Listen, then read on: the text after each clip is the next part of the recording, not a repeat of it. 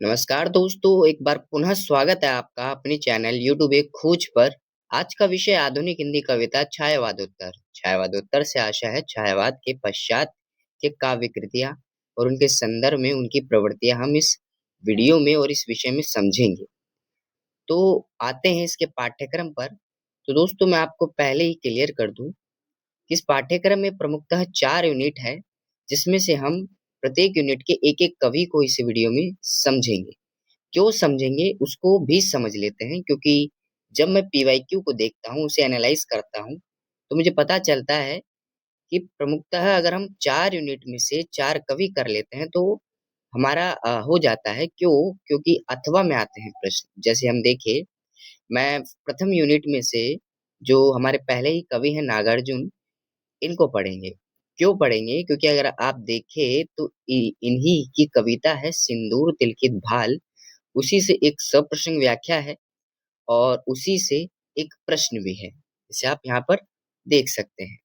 ठीक इसी तरह मैंने एनालाइज कर सभी 4 यूनिटों में से कुछ प्रमुख कवि उठाए हैं, तो उन्हें पढ़ना है। अब देखते हैं पाठ्यक्रम को। प्रथम यूनिट में जैसे मैंने बताया आपको नागार्जुन को पढ़ना है। उनकी प्रमुख कविताएं हैं सिंदूर तिलकित भाल, उनको प्रणाम और दुखनन मास्टर। इसके अतिरिक्त दूसरी यूनिट में हमें सच्चिदानंद हीरानंद वात्स्यायन अज्ञे की प्रमुख कविताएं यह दीप अकेला, कलगी बाजरे की और नदी के द्वीप पढ़ना है। इसके बाद हमें तीसरी यूनिट से भवानी प्रसाद मिश्र की कविता है गीत फरोश, चकित है दुख, बुनी ही रस्सी। इसके अतिरिक्त हमें फोर्थ यूनिट से कुंवर नारायण को पढ़ना है, जिनकी प्रमुख कविताएं हैं एक वृक्ष की हत्या, एक अजीब सी मुश्किल और कविता की जरूरत। तो दोस्तों यहाँ पर मैंने पीवाईक्यू के अनुसार यूनिट में से प्रमुख कवियों को छाटा है, जिनमें से प्रश्न आते ही हैं और अथवा में आएंगे। तो आप चाहे तो सेलेक्टिव पढ़ाई इस प्रकार कर सकते हैं, अन्यथा आप चाहे तो कंप्लीट पाठ्यक्रम को पढ़ सकते हैं, पूरे कवियों को पढ़ सकते हैं, उनकी कविताएं पढ़ सकते हैं। अगर आप चाहे तो मैं इस पर भी वीडियो बना दूंगा। जो अतिरिक्त 4 कवि बचे हुए हैं, उन पर भी अगर आप चाहे तो मैं वीडियो बना दूंगा, आप कमेंट में जरूर कीजिएगा। तो अब बढ़ते हैं पाठ्यक्रम को समझने की दिशा में। तो दोस्तों पहली यूनिट में हम करेंगे नागार्जुन। हमें नागार्जुन की केवल कविताएं नहीं समझनी है यहाँ पर। हमें नागार्जुन की प्रमुख काव्यगत विशेषताएं, उनकी प्रवृत्तियां कैसी थी, वो किस प्रकार के व्यक्तित्व थे, उनको भी समझना है। क्योंकि परीक्षा में केवल ऐसा नहीं है कि उनकी कविताओं के संदर्भ में प्रश्न आए। हो सकता है जो कवि हैं उनके संदर्भ में भी प्रश्न आए। तो हम यहाँ पर सभी साथ साथ सभी चीजों को लेकर चलेंगे। अगर हम एक कवि को पढ़ रहे हैं मान लीजिए, तो उसको इतना अच्छे से पढ़ेंगे, उससे संबंधित कोई भी प्रश्न आए तो हम उसे टेक ओवर कर सके। तो दोस्तों अब आगे बढ़ते हैं। प्रश्न है नागार्जुन सच्चे अर्थों में जन कवि थे। तो हम नागार्जुन के संदर्भ में समझते हैं। अगर आप अपने उत्तर में, मैंने यहाँ पर पहले ही कोटेशन का यूज करा है, मतलब नागार्जुन के संदर्भ में यदि किसी की कोई कोटेशन है, किसी ने कुछ कहा है कि नहीं साहित्यकारों ने, तो आप उनको अपने उत्तर में अवश्य लिखिए, जिससे आपका उत्तर और प्रभावशाली बन सके। तो प्रकाश चंद्र कहते हैं नागार्जुन जी का हिंदी साहित्य में महत्वपूर्ण स्थान है। प्रेमचंद जैसा भारतीय कृषक मजदूर वर्ग के प्रति आत्मीयता, निराला जैसा फक्कड़पन तथा अनुचित बातों पर कबीर जैसे फटकार, सबका मिला जुला रूप नागार्जुन में मिलता है। अर्थात यहाँ पर नागार्जुन की प्रवृत्तियों को व्यक्तित्व के आधार पर बांट दिया है कि वह कभी प्रेमचंद की तरह भारतीय कृषक पर प्रश्न चिन्ह खड़ा करते हैं, और कभी वह मजदूर की तरह आत्मीय होते हैं, तो कहीं निराले की तरह फक्कड़पन। और मैं कहूँ तो नागार्जुन को दूसरा कबीरदास भी कहा जाता था, कि कबीरदास का पुनर्जन्म जो हुआ है वह नागार्जुन के रूप में हुआ है। तो यहाँ पर उनकी मूल प्रवृत्ति दिखती है हमें, जो प्रकाश चंद्र ने उनके संदर्भ में कहा। अब इनसे संबंधित कुछ प्रमुख प्रमुख परिचय को जान लेते हैं आखिरकार बाबा नागार्जुन के संदर्भ में, कि इनका जो वास्तविक नाम था वह था वैद्यनाथ। और इनका जो जन्म हुआ वह 30 जून 1911 में हुआ। आप सन भी याद कर सकते हैं केवल। इनका जन्म स्थान सतलखा गांव मधुबनी जिला था, और इनकी कर्म भूमि जहां पर इन्होंने ये अपना साहित्य संभाला वह मैथिली था और हिंदी साहित्य में इन्होंने अपना काम किया। इनके जो प्रसिद्ध नाम था वह बाबा नागार्जुन था। इनका मैथिली में ये रचना लिखते थे तो मैथिली में ये यात्री नाम से अपनी रचना लिखा करते थे। इसके अतिरिक्त ए, ये व्यंग्यकार और राजनीतिक चेतना पर इनकी प्रमुख कृतियां हमें देखने को मिलती हैं। अत्यधिक देखा जाए तो नागार्जुन व्यंग्यकार के रूप में ही जाने जाते हैं कि इनकी जो कविताएं हैं उसमें कई मात्रा में नेताओं के प्रति या समाज के शोषित वर्ग के प्रति हमेशा इनका व्यंग या तीखा प्रहार ही रहता था। इनके अतिरिक्त यह प्रगतिवादी धारा के प्रमुख कवि रहे हैं और इनका स्वभाव तो फक्कड़पन था और प्रमुख उपाधि इनकी जन कवि थी दोस्तों। आशा है यहाँ पर आप अच्छे से समझ सके होंगे। आगे देखते हैं। तो दोस्तों आगे समझते हैं कि बाबा नागार्जुन की काव्यगत विशेषता क्या थी। आखिरकार उनके जो काव्य वह लिखते थे उसमें क्या मूल प्रवृत्तियां क्या मूल विशेषताएं तो उनको समझते हैं। अगर बाबा नागार्जुन संबंध संदर्भ में कोई भी कथन या कोई प्रश्न आता है तो आप इन पॉइंट्स को जिन्हें मैंने सब हेडिंग के रूप में विरोध दिया है आप उसका यूज करके कर सकते हैं। देखिए मैंने यहाँ पर जो प्रमुख उत्तर लिखने का प्रयास किया वह सब हेडिंग में ही लिखा है, ऐसा नहीं है पैराग्राफ में लिख दिया है जिसे आपको समझना है। आप चाहे तो इन सब हेडिंग को याद कर कर अपनी भाषा में भी उत्तर में पिरो सकते हैं। लेकिन आपको एक बात याद रखनी होगी कि जो कोटेशन है इनकी कविताएं हैं उनको तो आपको याद करना ही पड़ेगा। आप चाहे तो प्रमुख प्रमुख कवि की 2-3 कविताओं की पंक्तियां याद जरूर कर सकते हैं जो आपके उत्तर में कहीं ना कहीं प्रभाव छोड़ती है। अब समझते हैं। पहला है यथार्थवाद का बोध। यह नागार्जुन के काव्य की सबसे प्रमुख विशेषताएं थी। प्रगतिवादी कवि होने के कारण उनकी कविताओं में समाज के यथार्थ की झलक सबसे अधिक देखी जा सकती है। अर्थात जो उनकी कविताएं हैं उसमें यथार्थ दिखता है, समाज का सत्य दिखता है, समाज का रियलिज्म दिखता है।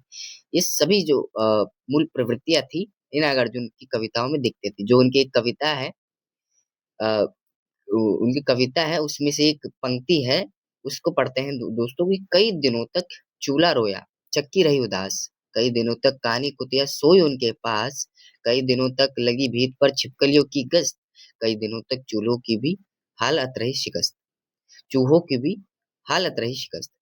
तो दोस्तों इस पंक्ति का जो मूल भाव यह स्पष्ट करना चाहते हैं नागार्जुन कि जिस समय उन्होंने ये पंक्ति लिखी, कविता लिखी, उस समय भारत में अकाल था। तो आप कविता को पढ़कर समझ ही गए होंगे कि इस अकाल से आशा की किसी घर में रोजी रोटी नहीं थी। चूल्हा रो रहा है, चक्की रो रही है। यहाँ पे मानवीकरण अलंकार कर दिया है इनका जब वस्तुओं का। यहाँ पे चूहों की भी हालत रही शिकस्त। तो यहाँ पर इन पंक्तियों के माध्यम से आप इस पॉइंट को और अच्छे से एक्सप्लेन कर सकते हैं। अगला पॉइंट है व्यंग्यात्मकता। इनकी काव्य में व्यंग्यात्मकता झलकती है कि नागार्जुन एक धारदार और फक्कड़ कवि थे। वरना कबीरदास की भांति ही फक्कड़ कवि थे और अत्याचार या गलत होता देख किसी पर भी व्यंग करने से नहीं घबराते थे, चाहे वह कोई भी हो। यहाँ तक कि महात्मा गांधी, जवाहरलाल नेहरू, इंदिरा गांधी पर भी उन्होंने खूब लिखा। देख सकते हैं एक उनकी एक कृति है उनमें से पंक्ति की इंदिरा गांधी पर वह लिखते हैं कि क्या हुआ आपको सत्ता की मस्ती में भूल गई बाप को। इंदू जी क्या हुआ आपको, बेटे को ताड़ दिया बोर दिया बाप को, क्या हुआ आपको क्या हुआ आपको। यहाँ पे वो तीखा प्रहार करते हैं, सीधा प्रश्न करते हैं। यह प्रमुखतः जो पंक्ति है यह इंदिरा गांधी के संदर्भ में लिखी गई है। तो अगली जो आती है राजनीतिक चेतना, वह राजनीतिक व्यंग्यकार भी रहे, एक चितक भी रहे। समझते हैं कि नागार्जुन की कविताएं देश की जनता को राजनीति के प्रति जागरूक करती हैं। वह राजनीति के कारण उत्पन्न समस्याओं और राजनेताओं के पतन का विरोध करते हैं। वह लिखते हैं कि आओ रानी हम ढोएंगे पालकी, यही हुई है राय जवाहर लाल की। आगे देखते हैं दोस्तों कि जन जीवन के प्रति प्रतिबद्धता जनता के कवि। वह सच्चे अर्थों में जनता के कवि थे। उनकी कविताओं में शोषित किसान निर्धन वर्ग के चित्र और उनकी पीड़ाओं का चित्रण मिलता है। जो ये पंक्ति उसे स्पष्ट रूप से समझाती है कि जनता मुझसे पूछ रही है क्या बतलाऊं मैं, सच कहूं तो इसे और उदाहरण देता हूँ।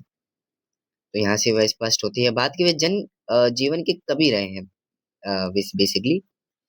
आगे देखते हैं प्रकृति और प्रेम का चित्रण। उनकी कृतियों में प्रकृति और प्रेम का चित्रण भी देखने को मिलता है कि उन्होंने एक कविता लिखी बादल को गिरते देखा है, जो कालिदास के मेघदूत के रूपांतरण के रूप में ही लिखी कि उस पर उनकी क्या प्रतिक्रिया थी, नागार्जुन की उस पर उन्होंने कविता लिखी कि प्रकृति प्रेम एक यायावर कवि होने के नाते उन्होंने प्रकृति का भी अत्यंत जीवंत और मोहक चित्रण किया है, विशेषकर मिथिलांचल की प्रकृति का। देखते हैं कुछ पंक्तियां कि अमल धवल गिरी के शिखरों पर बादल को गिरते देखा है, छोटे छोटे मोती जैसे उसके शीतल तुहिन कणों को मान सरोवर के उन स्वर्णिम कमलों पर गिरते देखा है, बादल को गिरते देखा है। तो दोस्तों यहाँ पर हमने अच्छे से समझा बाबा नागार्जुन की काव्यगत विशेषताएं। अब उनकी जो कविताओं में शिल्प देखने को मिलता है, शिल्पगत विशेषताएं जिन्हें कहा जा सकता है, उन्हें भी समझ लेते हैं दोस्तों। पहली आती है कि जनवादी कवि। जनवादी कवि से आशय कि वे जनता के कवि थे, तो साधारणतः जो उनकी कविताओं में क्लिष्टता है वह नहीं देखने को मिलती थी। यह आम बोलचाल की जो भाषा होती है, सरल भाषा होती है, उसका ही प्रयोग अपनी कविताओं में किया करते थे। और ये प्रमुखतः आंचलिक शब्दों में भी लिखा करते थे। जो आंचलिक से आशय है किसी ग्रामीण से संबंधित। मैंने जैसे बताया कि मिथिला के प्रमुख प्रिय रहे, उन्हें अधिकतर प्रिय करते रहे, तो उनकी भी जो आंचलिक शब्दावली प्रयोग में यह कविता में लाते रहे साथ ही साथ। और इन्होंने मुहावरों का सहज प्रयोग किया है अपनी कविताओं में। आगे देखते हैं कि इन्होंने छंद और लय का भी प्रयोग किया है, कि इन्होंने मुक्त छंद का प्रयोग करा। अब देखिए मुक्त छंद से आशय यह नहीं है कि छंद से मुक्तता, मुक्त छंद का आशय यह भी है कि इनकी जो काव्य कृतियां रही उनमें इन्होंने अपने ही छंदों का मतलब अपनी ही नियमावली का प्रयोग किया है, जो आरंभ से ही जो नियमावली रही है उसको तोड़कर। ऐसा नहीं उन्होंने छंदों का ही प्रयोग नहीं किया। आगे देखते हैं कि इन्होंने अपनी काव्य कृति में सजीव बिंब एवं प्रतीक का भी प्रयोग किया है। बिंब प्रतीक जो आप पाश्चात्य काव्य शास्त्र में भी समझ चुके होंगे, मैं थोड़ा ओवरव्यू दे देता हूँ। बिंब शास्त्र मान लीजिए आप किसी काव्य कृति को पढ़ते हैं, तो पढ़ने के बाद उसकी जो चित्र उसका जो चित्र होता है वह आपके रूप में एक उखरने लगता है, उसे बोलते हैं बिंब। और प्रतीक से आशय है कि उपमान का सॉरी उपमेय का जिक्र किए बिना उपमान के माध्यम से अपनी बात को स्पष्ट कर देना। इससे आशय है कि उपमेय वह होता है जिसकी आप तुलना करते हैं, और उपमान वो होता है जिससे आप तुलना करते हैं। उदाहरण स्वरूप जिस प्रकार किसी नायिका का किसी चांद से की गई तुलना, तो यहाँ पे नायिका है वह उपमेय है, और जिससे तुलना की जा रही है अर्थात चांद, वह उपमान है। लेकिन प्रतीक में उपमेय का प्रयोग नहीं किया जाता है, मतलब किसकी तुलना की जाती है ये हमें पता नहीं होता, लेकिन किससे की जा रही है ये हमें पता होता है। किसकी तुलना की जा रही है इसका हमें खुद ही अंदाजा लगाना होता है। अगला जो बिंदु है तीखा व्यंग। इनकी काव्य कृति में भी तीखा व्यंग देखने को मिलता है, चाहे वह राजनीतिक पाखंड पर हो या सामाजिक विसंगतियों पर हो। कथात्मक शैली देखने को मिलती है इनकी कृतियों में दोस्तों। तो यहाँ पर हमने अच्छे से समझा दोस्तों नागार्जुन की काव्यगत विशेषता और शिल्पगत विशेषताओं को। अब उनके आते हैं कविताओं पर। तो यहाँ पर प्रमुखतः उनकी 3 कविताएं पढ़नी है, सिंदूर तिलकित भाल, उनको प्रणाम और दुखरन मास्टर। तो दोस्तों यहाँ पर सबसे पहली कविता आती है सिंदूर तिलकित भाल। अब देखिए मैं इसका मूल सारांश आपको थोड़ा ओवरव्यू दे देता हूँ, लेकिन ये जो कविता है मैंने यहाँ यहीं पर आपके लिए स्पष्ट करवा दी है, यहीं पर उपलब्ध करवा दी, जिसके कारण आप कविताओं को पढ़ ले। क्यों पढ़ लीजिए? क्योंकि सप्रसंग में जो पंक्तियां आएंगी इन्हीं से आएंगी, तो आप कम से कम यह समझ पाए कि कौन सी कविता से यह पंक्ति आई है। तो यहाँ पर मैंने सभी कविताओं की पंक्तियां लगाई है, कविताएं लगाई हैं, तो आप उनको जरूर पढ़े दोस्तों। लेकिन मैं यहाँ पर रीडिंग नहीं करने बैठूंगा, केवल मैं उसका मूल भाव स्पष्ट करूंगा। तो सिंदूर दिल की भाल से नागार्जुन यह स्पष्ट करना चाहते हैं कि कोई व्यक्ति होता है, जब वह अपने परिवार से दूर आ जाता है तो उसको जो एकाकीपन महसूस होता है और अपने परिवार की स्मृति उसके भीतर बनती है, उसको स्पष्ट करते हैं नागार्जुन अपने माध्यम से कि वह अपनी पत्नी से दूर हैं, अपने परिवार से दूर हैं, तो उन्हें कैसा महसूस हो रहा है, वह अलग समाज में अलग स्थान पर हैं, तो वह कैसा महसूस कर रहे हैं, और उन्हें किस प्रकार की यादें आ रही हैं अपनी पत्नी को, इसको अच्छी तरीके से स्पष्ट करते हैं अपनी इस कविता में सिंदूर दिल की भाल में। तो दोस्तों साथ ही साथ मैं यहाँ पर आपको सप्रसंग व्याख्या करने का तरीका भी बताऊंगा कि सप्रसंग व्याख्या, एक उचित सप्रसंग व्याख्या कैसे की जाती है जो एग्जामिनर पर प्रभाव भी छोड़े। आप इसको अच्छे से समझिएगा दोस्तों। एक प्रश्न प्रश्न में आया था पीवाईक्यू में कि सिंदूर तिलकित भाल से ही कि यहाँ हर्ष विषाद चिंता क्रोध यहाँ है सुख दुख का अवबोध यहाँ प्रत्यक्ष ओ अनुमान यहाँ स्मृति विस्मृति सभी के स्थान तभी तो तुम याद आती प्राण हो गया हूं मैं नहीं पाषाण। तो यह कविता आप पढ़ने के बाद समझ ही जाएंगे कि यह सिंदूर तिलकित भाल की पंक्तियां है। अब मैं यहाँ पर केवल एक ही कविता है जिसकी सप्रसंग व्याख्या करके दिखाऊंगा कि कैसे करनी है। बाकी आप इसी के माध्यम से इतना बेहतरीन आइडिया लगा लेंगे कि आखिरकार सप्रसंग व्याख्या कैसे की जा सकती है दोस्तों। कि सबसे पहले आपको लिखना होता है संकेत कि आप कौन सी कविता की सप्रसंग व्याख्या लिख रहे हैं। मान लीजिए दो अथवा में है और एग्जामिनर को पता ही नहीं आपने कौन सी करी है, तो आपको संकेत देना अति आवश्यक हो जाता है। अब संकेत के लिए आपको क्या करना होता है, जो कविता है उसकी कुछ प्रमुख दो लाइनें और अंतिम दो लाइनें उठानी होती है, बाकी बीच में से डैश डैश डाल देना होता है। इसके बाद लिखना होता है संदर्भ कि संदर्भ संदर्भ से आशा है कि आखिरकार ये कविता किसकी है और कहाँ से ली गई है। तो आप कविता को जो कविता का संदर्भ है वो इस प्रकार लिख सकते हैं कि उपरोक्त पंक्तियां आधुनिक आधुनिक कबीरदास बाबा नागार्जुन द्वारा रचित सिंदूर तिलकित भाल से उद्धृत है। अब देखिए मैंने यहाँ पर बाबा नागार्जुन ना लिखकर डायरेक्ट, मैं चाहता तो ऐसे भी लिख सकता था कि उपरोक्त पंक्तियां बाबा नागार्जुन द्वारा रचित सिंदूर तिलकित भाल भाल से उद्धृत। तो आप में और किसी अन्य राइटर में क्या अंतर रह जाएगा, तो आपको थोड़ा और मेहनत कर कर थोड़ा प्रभाव छोड़ना होगा एग्जामिनर पे। यहाँ पर कबीरदास की कुछ बात बतानी होगी, उनकी कोई उपाधि बतानी होगी, कौन थे बाबा नागार्जुन। कि उपरोक्त पंक्तियां आधुनिक कबीर, यह आधुनिक कबीर कहे जाते थे। उन कबीर बाबा नागार्जुन द्वारा रचित सिंदूर तिलकित भाल से उद्धृत है। आप यहाँ पे अच्छे समझेंगे दोस्तों। अब प्रसंग पर चलते हैं। प्रसंग इन पंक्तियों में कवि यह स्पष्ट करता है कि उसका जीवन भावनाओं से भरा हुआ है। सुख दुख हर्ष विषाद चिंता क्रोध जैसे सभी मानवीय भाव उसके भीतर विद्यमान है। ऐसे भावों से युक्त होने के कारण वह पत्थर समान निर्जीव नहीं है, बल्कि एक संवेदनशील मनुष्य है।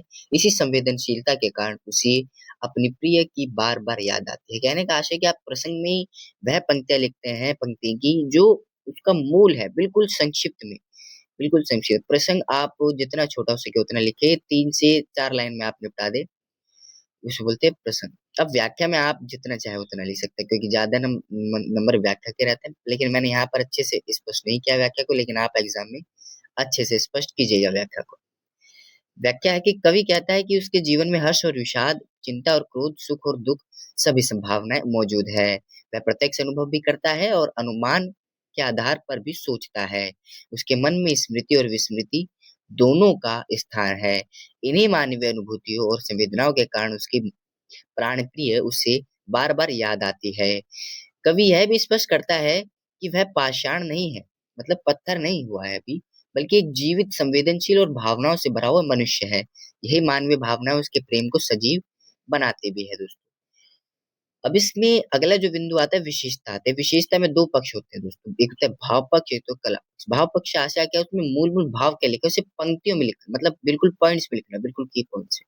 और कला पक्ष को भी कुछ इसी तरह लिखना होता है कि पॉइंट पॉइंट्स में लिख लिया आखिरकार उसकी भाषा कैसी है, उसमें प्रतीक का प्रयोग हुआ है कि नहीं, उसमें लय क्या है, उसमें छंद क्या है, सब कुछ लिखना होता है।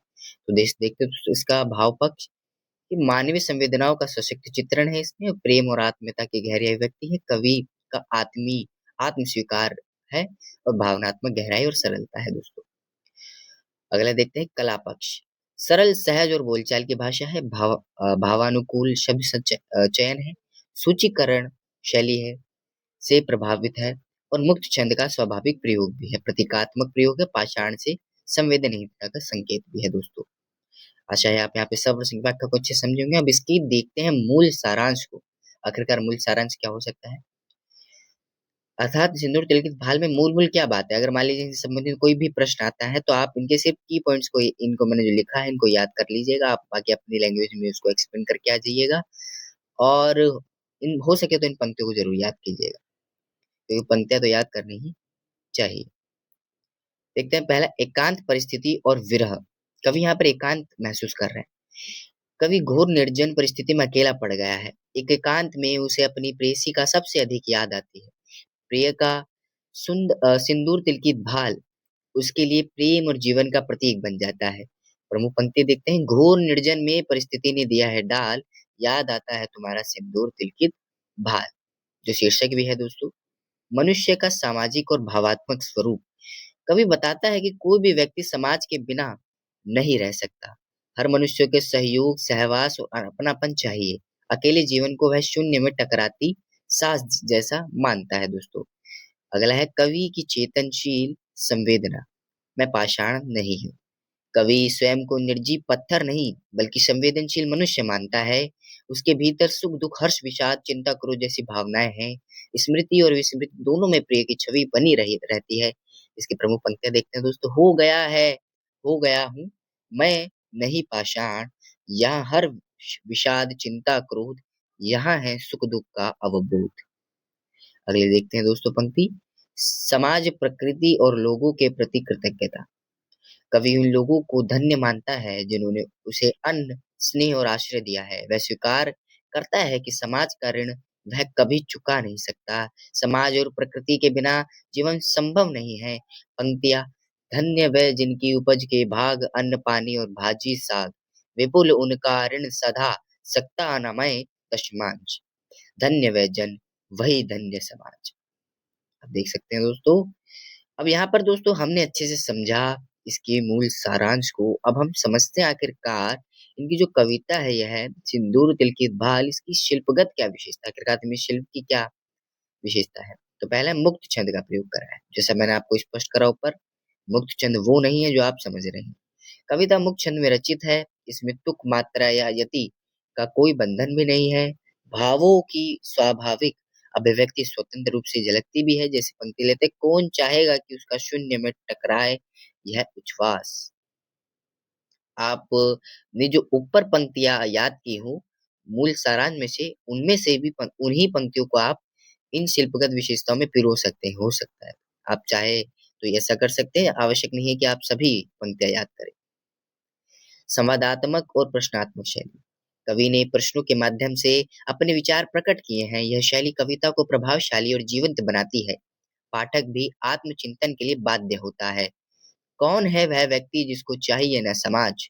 कौन है वह व्यक्ति जिसको चाहिए न समाज? कौन है वह एक जिसको नहीं पड़ता दूसरे से काज? आगे देखते हैं दोस्तों, इसमें बिंब और चित्रात्मकता देखने को मिलती है। कविता में प्रकृति और गांव से सजीव बिंब उपस्थित हैं।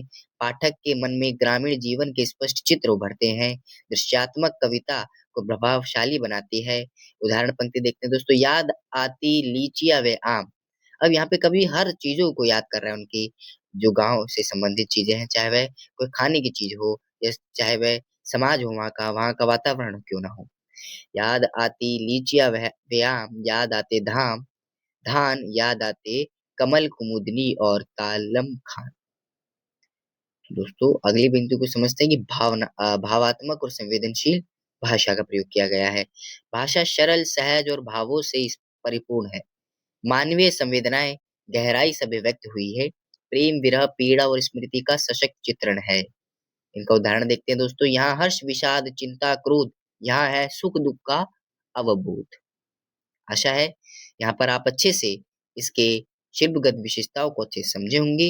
अब इनकी जो अगली कविता है उनको प्रणाम, हम इस पर आते हैं दोस्तों। तो दोस्तों अब उनकी कविता उनको प्रणाम को समझते हैं। इसका पहले मैं मूल भाव समझाने अर्थ समझाना चाहूंगा कि कवि यहाँ पर उन लोगों को प्रणाम कर रहे हैं, नमस्कार कर रहे हैं जो अपने जीवन में असफल रहे। मतलब जो समाज की उन बुलंदियों को नहीं छू पाए, जो जो सफल व्यक्ति छू कर अपने आप का नाम इतिहास में लिखवा देता है। लेकिन ऐसा तो नहीं है कि जो असफल है उन्होंने मेहनत नहीं करी।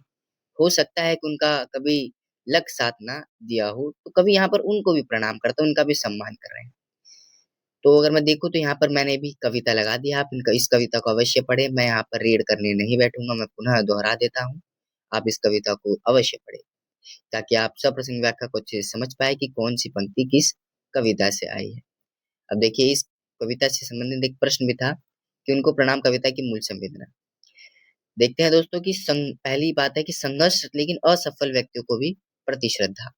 मतलब यहाँ पर कवि ने उन व्यक्तियों को भी देखा है जो संघर्ष करते रहे लेकिन असफल हो गए, उनके प्रति भी श्रद्धा रखी। अगर हम देखें तो कवि की सबसे गहरी संवेदना उन लोगों के लिए है जो प्रयासरत रहे परंतु सफलता प्राप्त नहीं कर सके। समाज प्रायः केवल विजेताओं का सम्मान करता है, जैसा कि मैंने स्पष्ट किया, किंतु कवि असफल संघर्षशीलों को नमन करते हैं। एक पंक्ति है कि जो नहीं हो सके पूर्ण काम मैं करता हूँ, उनको प्रणाम।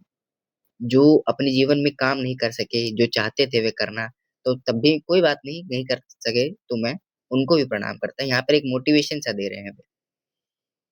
दूसरा बिंदु है कि लक्ष्य से भटके या परिस्थितियों से हारे वीरों के प्रति करुणा रखी इन्होंने।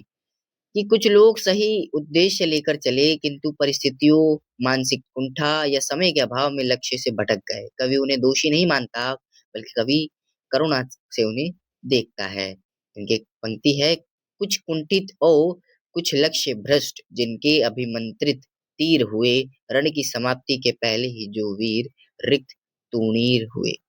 मतलब जो जीतने से पहले ही शहीद हो गए अपनी रण में, उनको भी देखा दोस्तों। अगला बिंदु है छोटे साधनों से बड़े सपने देखने वालों की विफलता। कि कवि उन साहसी स्वप्न दृष्टाओं को नमन करता है जो सीमित संसाधनों के बावजूद असीम लक्ष्य लेकर चले हैं। प्रमुख पंक्तियां देखते हैं, जो छोटी सी नैया लेकर उतरे करने को उदधी पार, मन की मन में ही रहे स्वयं हो गई उसी में निराकार। अगला बिंदु है दोस्तों कि ऊंचाइयों की चाह में प्राण गंवाने वालों के प्रति नमन किया है इन्होंने। जो लोग उच्च आदर्शों और शिखरों की ओर बढ़े किंतु मार्ग की कठिनाइयों में नष्ट हो गए, किंतु कवि उन्हें असफल नहीं मानते, बल्कि उन्हें बलिदानी मानते हैं दोस्तों। यहाँ पर आगे देखते हैं पंक्ति में कि जो उच्च शिखर की ओर बढ़े रह रहे नव नव उत्साह भरे, पर कुछ ने ले ली हिम समाधि, कुछ असफल ही रहे नीचे उतरे। तो मतलब यहाँ पर कवि स्पष्ट करना चाहते हैं कि जो असफल हुए हैं कोई बात नहीं, उन्हें भी यहाँ पर प्रणाम, अर्थात उनका भी यहाँ पर हृदय से सम्मान किया गया है। तो दोस्तों अब देखते हैं इस कविता की शिल्पगत व्यवस्था विशेषता क्या है। आवृत्ति परक संरचना है। पूरी कविता में एक निश्चय वाक्यांश की आवृत्ति पर आधारित है, जिससे रचना में लयात्मकता एकरूपता आती और प्रत्येक भाव खंड स्पष्ट रूप से दिखाई देते हैं और आपस में जुड़े भी हुए हैं। मतलब इसमें दो शब्द है जो पुनः अ, आवृत्ति लेते हैं, जैसे उनको प्रणाम, जिससे कहीं ना कहीं जो एक लयात्मकता है वह बनती है कविता में। अगला बिंदु देखते हैं दोस्तों कि प्रतीकात्मक शिल्प का प्रयोग किया गया है। कविता में जीवन संघर्ष को व्यक्त करने के लिए नाव, युद्ध, शिखर, बंधन जैसे प्रतीकों का भी प्रयोग किया गया है, अर्थात मनुष्य की तुलना इससे की गई है। मैंने आपको बताया अ, कि प्रतीक क्या है जिसमें उपमेय का जिक्र नहीं किया जाता, उपमान के माध्यम से अपनी बात को स्पष्ट कर दिया जाता है। तो यहाँ पर ये जो संघर्ष रहित व्यक्ति है उसके बारे में नहीं बताया है। यहाँ पर सिर्फ बताया कि वह एक है जो नाव है, युद्ध है, शिखर है, इनके माध्यम से बात को स्पष्ट कर दिया है और जिससे हम समझ भी सकते हैं। अगला बिंदु आता है दोस्तों कथात्मक विस्तार से शैली। कविता छोटे छोटे प्रसंगों की श्रृंखला में आगे बढ़ती है। प्रत्येक खंड एक अलग जीवन स्थिति प्रस्तुत करता है, जिससे कविता वर्णात्मक न होकर कथात्मक बनती है। सरल लेकिन ओजपूर्ण भाषा शैली है। कविता की भाषा सीधी, प्रभावशाली और अलंकार विहीन होते हुए भी भाव प्रभाव में प्रबल है। यह सादगी इसके भाव पक्ष को स्पष्ट कर बनाती है। अगला बिंदु है घोषणात्मक और संबोधनात्मक भाव शिल्प दिखता है यहाँ पर। कविता उपदेशात्मक न होकर घोषणा के रूप में आगे बढ़ती है। कविता अगर हम देखें तो कवि प्रत्येक संबोधन के माध्यम से पाठक को सहभागी बनाता है, जिससे भावों की गंभीरता बढ़ती चली जाती है दोस्तों। आगे देखते हैं इसके इनकी अगली कविता है दुखरन मास्टर। तो मैंने यहाँ पर भी उपयुक्त रूप से कविता लगा दी है। अब समझते हैं इसके थोड़े मूल भाव को। दुखरन मास्टर जो नाम से स्पष्ट होता है, दुखरन मतलब दुखी, मास्टर मतलब जो अध्यापक है। इससे आशय है कि एक ऐसा समाज, एक ऐसी स्थिति जिसमें मास्टर को सही समय पर वेतन, जो उनकी लागत है कार्य की, वह नहीं प्राप्त होती है, और जो विद्यालय है उसकी व्यवस्था बिल्कुल समाप्त हो रखी है और इसमें बच्चे पढ़ने के लिए जाते हैं। तो आप सोचिए ऐसे विद्यालय में किस प्रकार की पढ़ाई होती होगी, जहाँ पे जो चद्दर है वह चून रही है, पानी गिर रहा है लगातार। तो ये जाते हैं नेता के पास की तनख्वाह लेने और स्कूल की हालत को सुधारने के लिए, परंतु जो नेता है उनकी तरफ से भी कोई अच्छा रिस्पॉन्स नहीं देखने को मिलता। तो यहाँ पर कवि स्पष्ट करते हैं राजनीतिक व्यवस्था कैसी है हमारे यहाँ की, उन पर तीखा प्रहार करते हैं। अब समझते हैं इसके मूल भाव को बिल्कुल बिंदुवार। कि पहला है कि ग्रामीण शिक्षा व्यवस्था की दयनीय स्थिति है। कविता की शुरुआत ही ग्रामीण विद्यालयों की बदहाल दशा से होती है।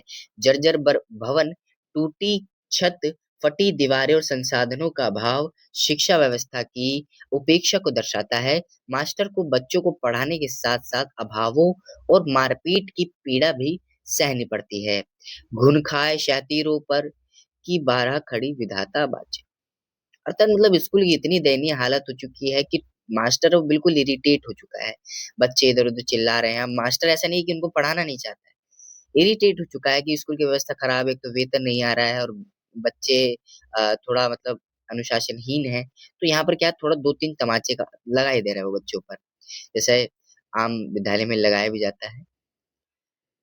आगे देखते हैं दोस्तों, अगर हम आगे देखें तो शिक्षक का संघर्षपूर्ण और करुणा जीवन देखने को मिलता है।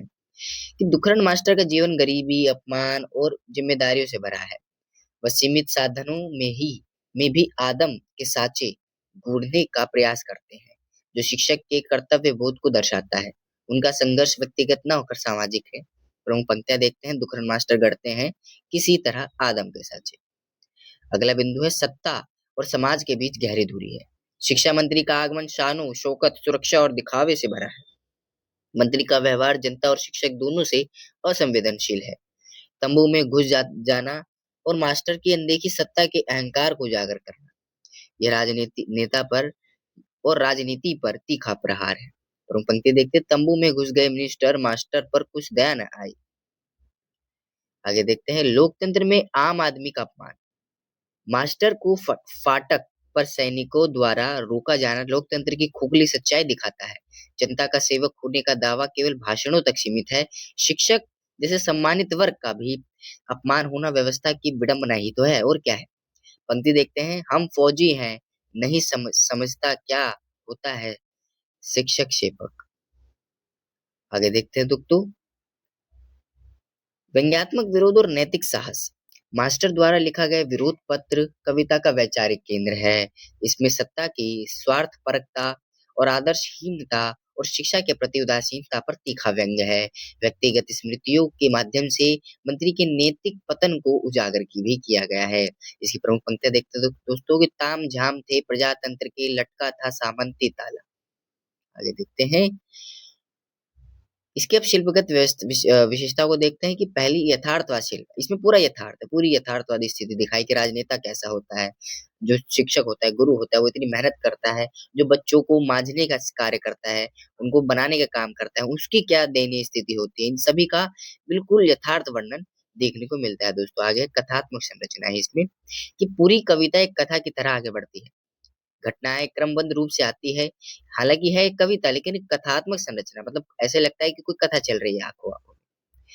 विद्यालय की दशा, मंत्री का आगमन, अपमान और विरोध पत्र यह कथात्मक कविता को रोचक और प्रभावशाली बनाता है। आगे देखते हैं कि व्यंग्यात्मक अभिव्यक्ति है यहाँ पर। पूरा व्यंग्य, पूरा तीखा व्यंग्य किया गया है। कि साधारण बोलचाल की भाषा है जैसा कि मैंने आपको बताया था नागार्जुन एक जनभाषा कवि है तो सिंपल सी बात है। जो शिल्पगत विशेषता है ये वाली साधारण बोलचाल है, ये अब कोई भी कविता आती है उसमें आप लिख सकते हैं। चित्रात्मकता है मतलब बिंबात्मकता पढ़ने के बाद एक बिंब सा हमारे मस्तिष्क में बनने लगता है। मुक्त छंद का प्रयोग किया गया जैसा कि मैंने आपको ऊपर स्पष्ट भी किया। तो दोस्तों यहाँ पर फर्स्ट यूनिट होती है कंप्लीट। अब सेकंड यूनिट होती है स्टार्ट, जिसमें हम पढ़ेंगे सच्चिदानंद हीरानंद वात्स्यायन अज्ञे के बारे में। तो देखते हैं हमें इनकी प्रमुखता कौन-कौन सी कविताएं पढ़नी है। यह दीप अकेला, कल की बाजरे की और नदी के द्वीप। तो देखते हैं दोस्तों, इनके संदर्भ में भी एक कोटेशन है डॉक्टर रामविलास शर्मा की, आप इसका अपने उत्तर में प्रयोग अवश्य कीजिएगा कि अज्ञे की कविता में एक ऐसे व्यक्तित्व का स्वर है जो अपने समय के जटिल यथार्थ को व्यक्तिगत अनुभव की गहराई से देखता है और व्यक्त भी करता है दोस्तों। मतलब सामाजिक यथार्थवादी होने का दावा करते हैं कौन? डॉक्टर रामविलास शर्मा। किसके संदर्भ में? अज्ञे के संदर्भ। अब इनसे संबंधित में कुछ कुछ बातें हैं कि इनका वास्तविक नाम था सच्चिदानंद हीरानंद वात्स्यायन, लेकिन अज्ञे इनको उपाधि मिली बाद में। इनका जन्म 7 मार्च 1911 ईस्वी में हुआ। इनका जन्म स्थान कसेवा, कुशीनगर, उत्तर प्रदेश रहा। यदि बात करें तो यह प्रयोगवाद और नई कविता के प्रवर्तक तथा मुख्य कवि भी रहे।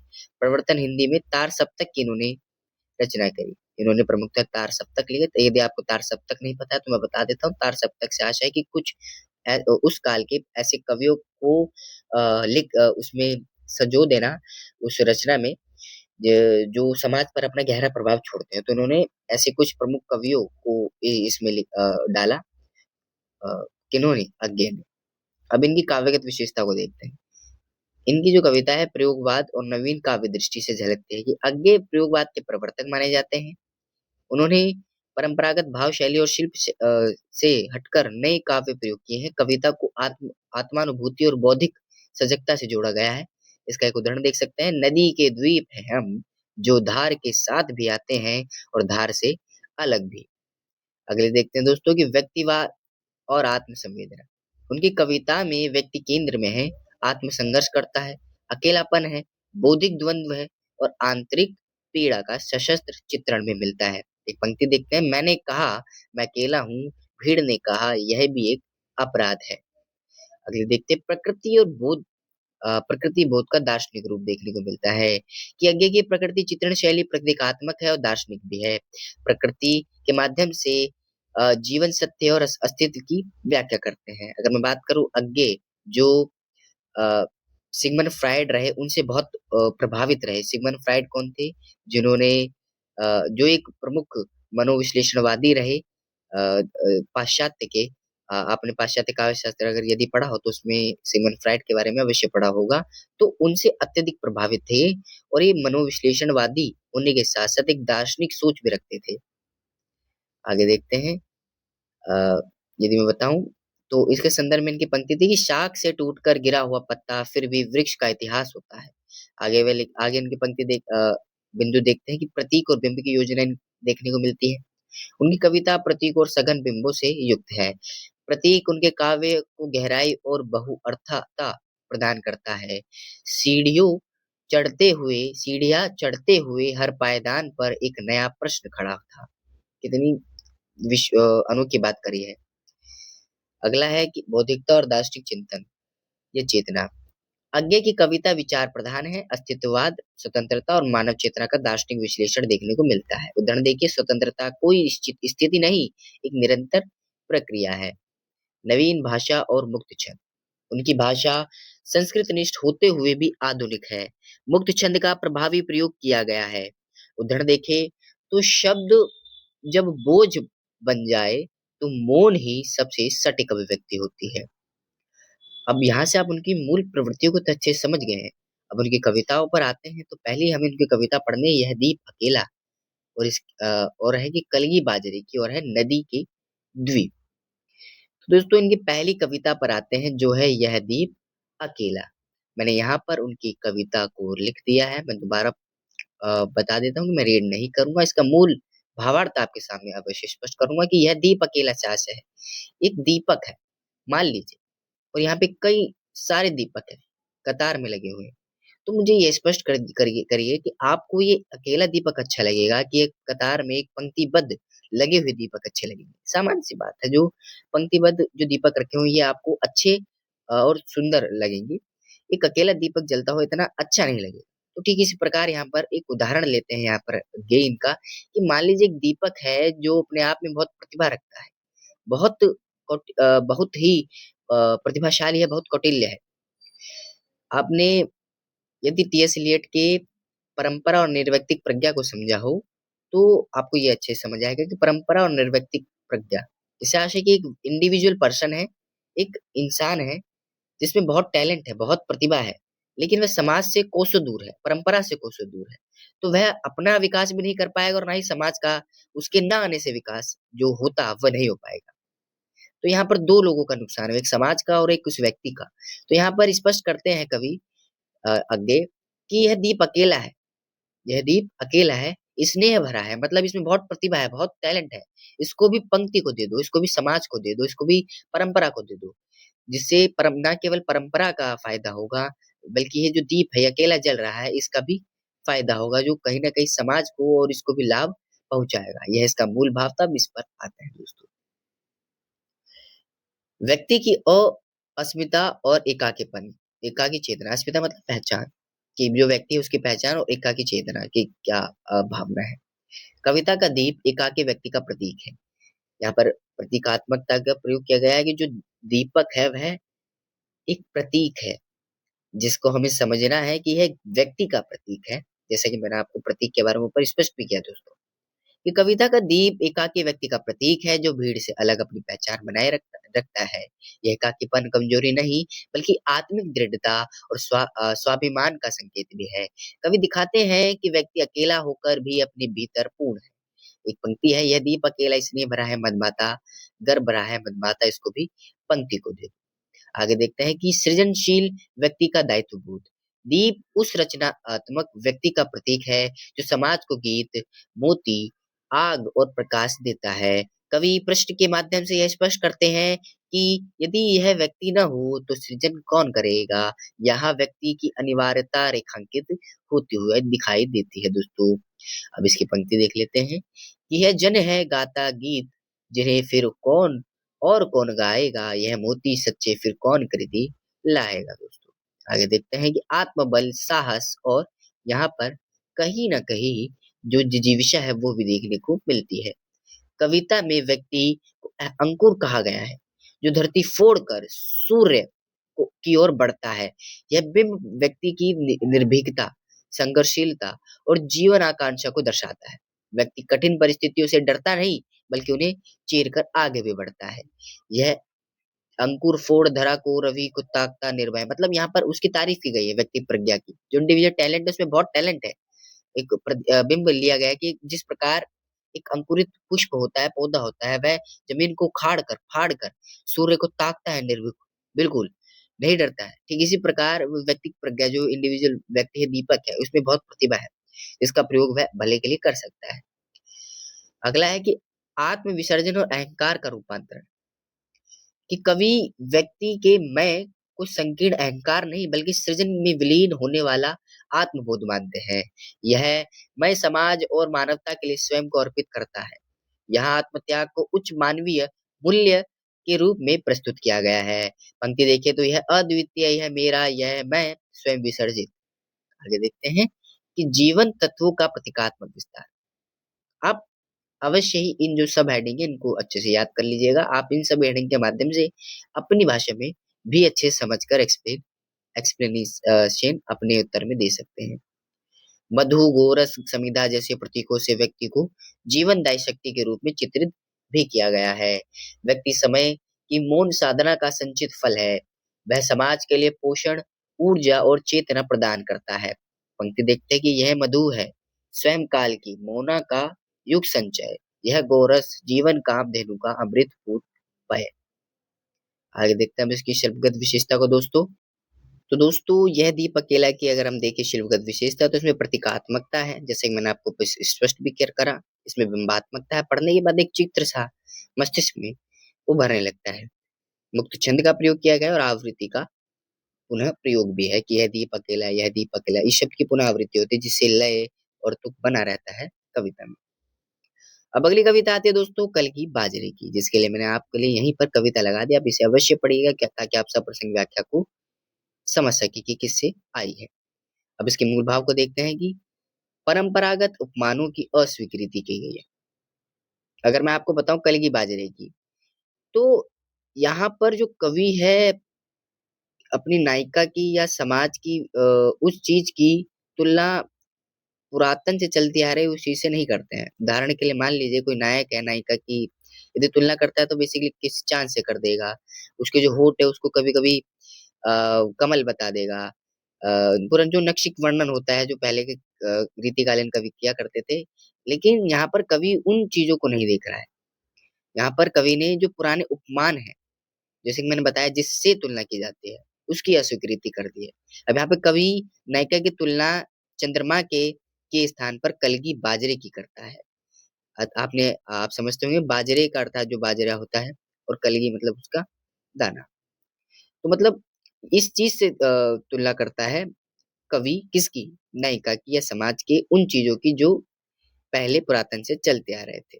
पहले बिंदु को समझते हैं इसके मूल भाव को, कि परंपरागत उपमानों की अस्वीकृति गई है। कवि पुराने घिसे-पिटे सौंदर्य उपमानों को अस्वीकार करता है। उसके अनुसार बार-बार प्रयुक्त प्रतीक अपनी अर्थवत्ता खो चुके हैं। ये उपमान मेले हो चुक गए हैं। देवता इन प्रतीकों के कर गए हैं कूच। नवीन और जीवन से जुड़े प्रतीकों की स्थापना भी की गई है दोस्तों। दूसरे बिंदु में अगर हम देखें तो कवि ने नए प्रतीक अपने अपने मन से स्थापित कर दिए हैं कि कवि साधारण ग्रामीण और प्राकृतिक वस्तुओं में नया सौंदर्य और अर्थ खोजता है। बाजरे की कलगी और बिछली घास जैसे प्रतीक उसे नवीन दृष्टि का परिणाम देते हैं। जैसे अगर हम देखें तो बिछली घास हो तुम लहलहाती हवा में, कलगी छरहरी बाजरे की। तो यहाँ पर देख सकते हैं नायिका की तुलना किससे की गई है। अगला बिंदु है शहर बनाम प्रकृति का द्वीप। अगर हम देखें तो कविता में शहरी जीवन की कृत्रिमता के विपरीत प्रकृति की सहज सच्ची अनुभूति को श्रेष्ठ बताया गया है। आज हम शहरातियों को कहीं सच्चा कहीं प्यारा एक प्रतीक बिछली खास है।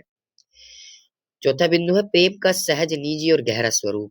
कवि का प्रेम दिखावटी नहीं बल्कि गहरे आत्मिक समर्पण से जुड़ा है, जो साधारण प्रतीकों के माध्यम से व्यक्त भी होता है।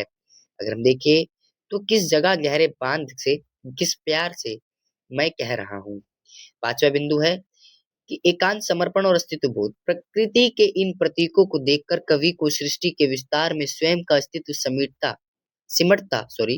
सिमटता हुआ महसूस होता है और वह आत्मिक समर्पण की अवस्था में पहुंच जाता है। इसकी एक कोटेशन देख सकते हैं दोस्तों। मैं यहाँ पर प्रत्येक पॉइंट में एक जो कविता की पंक्ति है जो इस बिंदु से मैच खाती है उसका प्रयोग कर रहा हूँ। आप चाहे तो मतलब आप अपने अनुसार 3 से 2 कविता की पंक्ति अवश्य याद कर सकते हैं, जिसमें आप अपने उत्तर का प्रयोग कर सकते हैं और उत्तर को एक्सप्लेन अच्छे से कर पाएंगे आप पंक्तियों के प्रयोग से। तो अगर हम देखें तो यह खुला वीरान वीरान संस्कृति का घना हूँ सिमट आता है और मैं एकांत होता हूँ समर्पित। अगला देखते हैं दोस्तों कि शब्दों की जादुई शक्ति का विस्तार भी देखने को हमें मिलता है दोस्तों। कि कवि मानता है कि शब्द केवल भाषा नहीं बल्कि अनुभव और समर्पण को प्रकट करने का माध्यम भी है। अगर हम देखें तो शब्द जादू है, मगर क्या यह समर्पण कुछ नहीं है। यहाँ पर स्पष्ट करते हैं कवि कि क्या ये समर्पण कुछ नहीं है यहाँ पर इस स्थान पर। अगले शिल्पगत विशेषता देख लेते हैं। देखो यहाँ पे नवीन प्रतीक विधान है, जैसा कि मैंने ऊपर स्पष्ट भी करा, और आधुनिक बिंब योजना। यहाँ पे आधुनिक बिंब योजना, पुराने प्रतिमानों का उपयोग नहीं किया गया। यहाँ पे पुरानी बिंबात्मक शैली का प्रयोग नहीं किया गया। यहाँ पे मुक्त छंद का प्रयोग किया गया है, साधारण सी बात है। संवादात्मक एवं आत्मीय शैली भी है। सरल सहज और अलंकरण विहीन भाषा। मान लीजिए शिल्पगत विशेषता आती है तो आप ये पॉइंट को लिख सकते हैं, और जो कोटेशन होगी कविता की वो इनमें से 2-3 को आप कविता की कोटेशन याद कर लीजिए, जिसका आप उत्तर भी प्रयोग अवश्य कीजिएगा दोस्तों। अगली जो कविता आती है वह नदी के द्वीप दोस्तों। अब इसके मूल सारांश को समझते हैं कि व्यक्ति और समाज का संबंध देखने को मिलता है इस कविता में। कविता में नदी समाज का परंपरा का प्रतीक है और द्वीप एक व्यक्ति का प्रतीक है। यहाँ पे दोबारा वही निर्व्यक्तिक प्रज्ञा और परंपरा की बात की गई है। दोबारा आप इसको यहाँ पे अच्छे से समझ सकते हैं कि व्यक्ति समाज से ही जन्म लेता है और उसी से उसका निर्माण भी होता है, इसलिए वह समाज से कटकर नहीं रह सकता है। हम नदी के द्वीप हैं, माँ है वह है, इसी से हम बने हैं। आगे देखते हैं दोस्तों, स्वतंत्र अस्तित्व की चेतना भी की गई है यहाँ पर। समाज से जुड़े रहने के बावजूद व्यक्ति अपनी अलग पहचान बनाए रखना चाहता है। वह धारा में बहकर भीड़ का हिस्सा नहीं बनना चाहता, किंतु हम है द्वीप, हम धारा नहीं है, हम सदा से द्वीप हैं। स्तोत्र स्विनी के, किंतु हम बहते नहीं हैं। स्थिर समर्पण का भाव भी देखने को मिलता है। कवि के अनुसार सच्चा समर्पण वह बह जाना नहीं है, बल्कि अपने स्थान पर टिके रहकर मूल्यवान बना रहना है।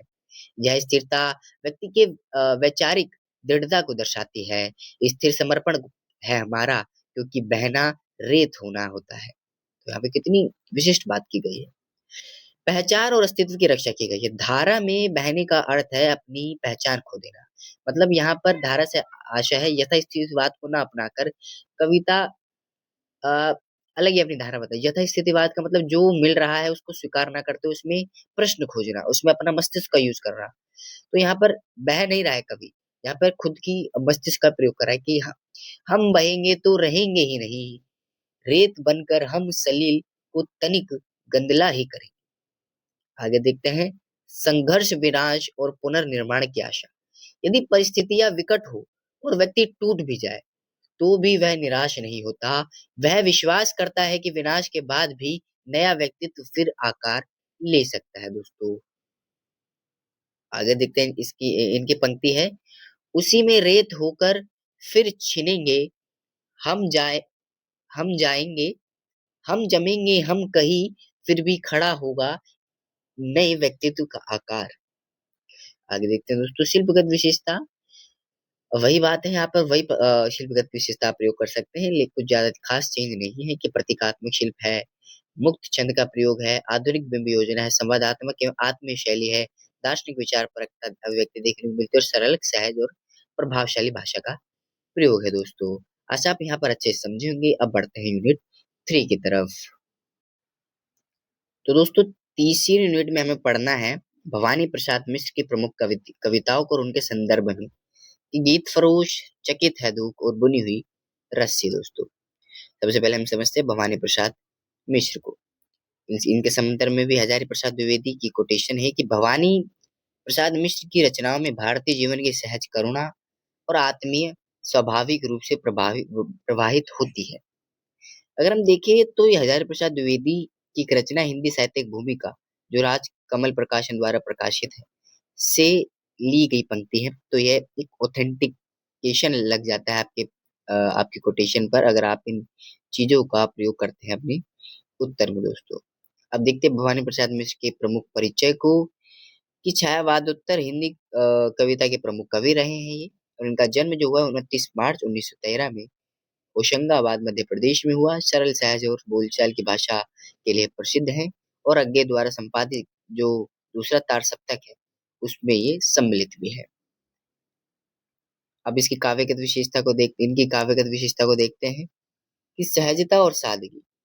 इनकी कविता में बिल्कुल सहजता और सादगी है, सहज आम बोलचाल की भाषा का प्रयोग है और ज्यादा क्लिष्टता और बनावटीपन नहीं, कृत्रिमता का भाव है इनकी कविताओं में। जैसे इनकी कविता है गीत फरोश, जी हाँ हुजूर मैं गीत बेचता हूँ, मैं तरह तरह के गीत बेचता हूँ, मैं तरह किस्म किस्म के गीत बेचता हूँ, किस्म किस्म के। अगला देखते हैं लोक जीवन का चित्रण। मिश्र जी ने जो साधारण लोक जीवन, उसके सुख दुख, आशा निराशा और रोजमर्रा की घटनाओं को अपनी कविताओं का विषय बनाया। उनकी कविता में भारतीय समाज और ग्राम्य संस्कृति की गहरी छाप मिलती है। उदाहरण सतपुड़ा के जंगल, कविता में प्रकृति का लोक जीवन का सामंजस्य भी है। सतपुड़ा के घने जंगल, नींद में डूबे हुए से ऊँघते अनमने जंगल। अब देख सकते हैं दोस्तों, अगला बिंदु देखते हैं व्यक्तिकता और आत्मीयता। उनकी कविता में कवि का अपना व्यक्तित्व झलकता है। वे निजी अनुभवों को इतने आत्मीय ढंग से प्रस्तुत करते हैं कि वे सार्वभौमिक बन जाते हैं। उनकी कविताओं में एक स्वच्छंद, बेबाक और संकोच रहित भाव होता है। उदाहरण, बुनी हुई रस्सी की कविता में आत्म परीक्षण का भाव। हाँ, मैं यह कह सकता हूँ, मैं कैसा हूँ, कब कैसा हूँ, क्या करता हूँ, क्यों करता हूँ। आगे देखते हैं सामाजिक व्यंग्य और जागरूकता। उन्होंने अपनी सहज भाषा में ही समाज की विसंगतियों, आधुनिक जीवन के खोखलेपन और राजनीति पर तीखे परंतु विनम्र व्यंग्य किए हैं। उनका व्यंग्य उपदेशात्मक न होकर एक संवेदनशील टिप्पणी जैसा होता है। उदाहरण, गीत फरोश कविता में कला कवि के व्यवसाय बन जाने पर व्यंग्य है। जैसे यह गीत सवेरे का है, यह गीत दोपहर का है, यह गीत नया दिनमान लिए हुए है, यह गीत नए पैमानों का है। यहाँ पे देखिए गीतों को एक वस्तु के समान बेचा जा रहा है। प्रेम और मानवीय संबंधों की अभिव्यक्ति है। उनकी कविताओं में सात्विक प्रेम और मानवीय संबंधों की मिठास अत्यंत सहजता से व्यक्त हुई है। उनकी अगर हम देखें तो उनका प्रेम वर्णन कहीं भी वासनात्मक नहीं होता है, बल्कि स्नेह और समर्पण से भरा हुआ होता है। उदाहरण ले सकते हैं, उनकी प्रेम भावना को दर्शाती एक पंक्ति जैसे, जिस तरह हम बोलते हैं उस तरह तू लिख और उसके बाद हमसे बात कर। ये बात उस उनकी पंक्ति से उनकी पत्नी से, क्षमा चाहूंगा, जुड़ी मानी जाती है, जो आत्मीयता और प्रेम को दर्शाती भी है। अब देखते हैं इनकी प्रमुखतः 3 कविता हमें जो पढ़नी है। गीत फरोश, चकित है दुःख और बुन गई रस्सी। गीत फरोश से संबंधित प्रश्न भी था कि गीत फरोश कविता सामाजिक राजनीतिक व्यवस्था पर प्रहार एवं कलाकार की दुर्दशा का आईना भी है और इस पर विचार करना है। तो दोस्तों पहले मैंने इसके लिए आपको पहले स्पष्ट कर देता हूँ, कविता लगा दी है यहाँ। कविता अवश्य पढ़े, गीत फरोश बड़ी ही दिलचस्प कविता है। अब इसके मूल भाव को समझते हैं कि जो गीत फरोश है इसमें यहाँ पर अगर हम समझे तो जिस समय के भवानी प्रसाद अ, मिश्र रहे, यदि मैं कहूँ तो बाजारवाद की समस्या थी। अर्थात पूंजीवाद आ गया था उस समय, मतलब मिश्रितवाद था बेसिकली, लेकिन पूंजीवाद का अधिक दबाव था। तो उस समय अगर हम देखें तो सभी व्यक्ति व्यापारी बने हुए थे, सभी चीज अपनी व्यक्ति बेचते थे। तो यहाँ पर भवानी प्रसाद मिश्र जो कवि है, वह किस चीज का व्यापार करे? क्यों? अब उन्हें व्यापार करने की क्या स्थिति है? क्योंकि यहाँ पर अब उनके व्यक्तिगत जो जीवन है भवानी प्रसाद मिश्र, यहाँ कहा जाता है कि उनकी आर्थिक व्यवस्था बहुत अ, खराब हो गई थी, उनकी आर्थिक तंगी आ गई थी उस समय। तो उस समय उनको अपने गीत बेचने पड़े। इन्होंने उसके संदर्भ में कविता भी लिखी जिसे गीत फरोश कहा गया। गीत का अर्थात जो गीत है गेय था, फरोश का अर्थ होता है बेचने वाला। अब इसके मूल भाव के एक-एक करके समझते हैं कि कलाकार की बेबसी और बाजार का प्रभाव देखने को मिलता है। यह कविता उस कवि की बेबसी को दिखाती है जो जीवन चलाने के लिए अपनी कला को एक सामान की तरह बेचने का मजबूर है। कवि कवि के लिए गीत अब आत्मा के व्यक्ति नहीं बल्कि क्रय विक्रय का सामान बन गए हैं। क्या करूं मगर लाचार, हार कर गीत बेचता हूँ। जी हाँ हुजूर, मैं गीत बेचता हूँ। आप इन कुछ पंक्तियों का प्रयोग करें। यहाँ पर भी पुनरावृत्ति है, जैसे मैं गीत बेचता हूँ, तो जिससे लय भी बना हुआ है कविता में। रचनात्मकता को सामान बना देना, कवि अपने गीतों को बाजार की मांग और ग्राहक की रुचि के अनुसार तरह-तरह और किस्म-किस्म के रूप में दिखाता है। गीत अब भावना या विचार नहीं, बल्कि विभिन्न डिजाइन और बाजार में चलने वाली चीजें बन गए हैं। यह गीत रेशमी है, यह खादी का, यह गीत पित्त का है, यह बादी का। अर्थात यहाँ पर जो कवि है ठीक उसी प्रकार अपनी कविताओं का प्रचार प्रसार कर रहा है। किस जिस प्रकार एक ठेले वाला, एक फेरी वाला, एक एक सब्जी वाला अपनी वस्तु की विशेषता बताकर अपने सामानों को बेचने का काम करता है। यहाँ पर विशेषता बताई जा रही है कि यह गीत रेशमी है, ये खादी का है और ये गीत पित्त का है, ये बादी का है।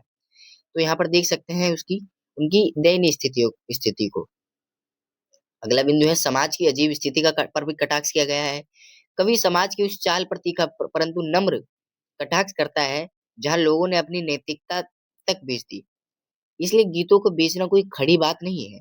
यह कटाक्ष कवि के अपने कष्ट को भी प्रकट करता है। इसको उदाहरण दे सकते हैं दोस्तों। जी पहले कुछ दिन शर्म लगी मुझको, पर बाद में अक्ल जगी मुझको। जी लोगों ने तो बेच दिए ईमान, जी आप ना हो सुनकर ज्यादा हैरान। आगे देखते हैं गीतों की उपयोगिता का बढ़ा चढ़ा कर वर्णन करना।